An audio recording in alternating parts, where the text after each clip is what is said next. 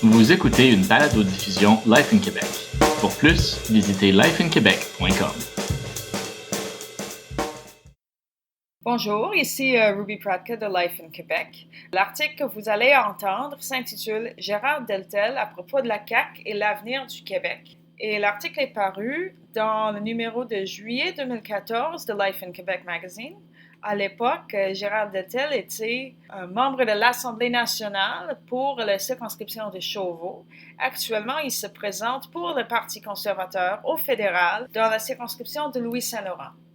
Alors, voici l'article qui a été écrit par notre collègue Michael Bourignon. Le Parti québécois souverainiste dans l'opposition et un gouvernement libéral majoritaire, c'est le temps de mettre de côté la souveraineté et d'aborder les questions vraiment importantes pour les électeurs. Un autre référendum n'en est pas une.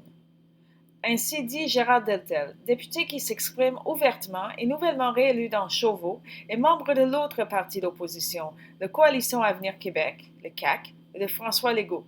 Ce que nous devons faire maintenant, c'est s'occuper des vraies préoccupations des gens. Et les gens ont voté contre notre référendum. C'était la question clé, nous a dit M. Deltel lors d'une entrevue récente à son bureau de circonscription à Loretteville. Comme c'est souvent le cas dans la politique québécoise, les électeurs ont montré leur désintérêt pour le parti au pouvoir en cochant sur le bulletin de vote le nom des candidats qui avaient les meilleures chances de l'emporter. Les électeurs ont montré leur désintérêt pour le parti au pouvoir en cochant sur leur bulletin de vote le nom des candidats qui avaient les meilleures chances de l'emporter, suggère M. Deltel. Le CAQ a fini troisième à l'élection du 7 avril 2014. Nous ne voulons pas un référendum, alors nous allons voter pour le parti qui est en avance dans le sondage. Il explique les intentions de vote. Pas parce que les gens n'étaient pas d'accord avec notre plateforme, mais parce qu'ils ont voté libéral à la place. Jusqu'à la prochaine fois où les Québécois se rendront aux urnes, M. Deltel et la CAQ ont l'intention d'agir comme opposition non officielle à l'Assemblée nationale et agir comme chien de garde sur des questions d'économie, d'emploi, de transport, de garderie et de toute autre question importante. Notre priorité maintenant sera d'appliquer notre plateforme. Je crois que nous devons nous tenir sur nos principes et être fiers de nos projets. Nous voyons déjà le gouvernement reprendre beaucoup de nos propositions, comme le gel d'embauche. C'est exactement ce que nous avions proposé pendant la campagne. Alors nous espérons que le gouvernement restera sur la même piste. Selon M. Deltel, le gouvernement libéral n'est pas le seul à adopter des politiques de la CAQ. Le député était récemment très content de constater que le maire de Québec, Régis Labaume, avait publiquement accepté que l'économie n'est pas en état d'accommoder des méga-projets municipaux comme un anneau de glace quand les coffres de la province sont dans le trou de 260 milliards de dollars.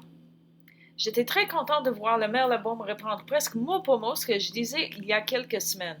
Ce que nous avons dit pendant la campagne était qu'il s'agissait de bons projets intéressants, mais qu'il faut prioriser. C'est pourquoi nous avons dit que l'expansion de l'autoroute Henri IV est prioritaire parce que le transport est une préoccupation au Québec, dit M. Deltel. Nous vivons au-delà de nos moyens et nous devons penser à ce que nous laissons aux générations futures. Avec le gouvernement péquiste chassé du pouvoir, du moins pour l'instant, est-ce que ceux qui s'opposent à un autre référendum devraient cesser de s'inquiéter pour l'avenir? Le souverainisme n'est pas nécessairement mort, avise M. Deltel. Je ne suis pas souverainiste et je ne le serai jamais, mais les idées ne meurent pas, affirme-t-il. J'ai rencontré des aînés qui se sont battus toute leur vie pour ce projet. Ils ne sont pas en deuil.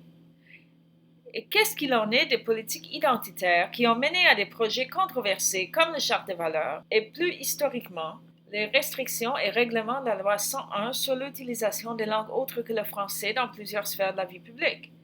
La meilleure contribution de la loi 101 était de rendre les anglophones plus bilingues. Nous devons prendre avantage de ça et s'en inspirer. En d'autres mots, oui, nous sommes fiers de notre identité, mais nous ne devons pas avoir peur de parler anglais. C'est important de reconnaître que les racines anglophones au Québec sont profondes. Comment M. Deltel voit-il un avenir avec le prospect que la souveraineté pourrait rebondir dans un gouvernement majoritaire péquiste hypothétique? Si j'étais eux, je serais très fier de ma proposition et je l'assumerais, parce qu'on doit être clair en politique. Si un gouvernement péquiste est élu, nous devrions avoir un référendum, parce que là, ce sera au peuple de décider. Quand M. Deltel parle du peuple, il parle de nous tous, peu importe notre identité ethnique ou linguistique, et il fait confiance que le peuple sera capable de prendre des décisions informées à propos de notre avenir. Pour M. Deltel, cela veut dire un avenir dans un Québec fort à l'intérieur d'un Canada uni. Ça signifie aussi être capable d'admettre qu'on aura toujours besoin d'un peu d'aide de nos amis fédéraux de temps en temps.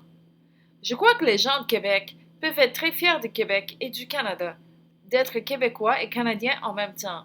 La Fédération nous a rendus prospères, dit-il, ajoutant « Dieu merci, nous avons les paiements de péréquation au gouvernement fédéral, 9 milliards de dollars.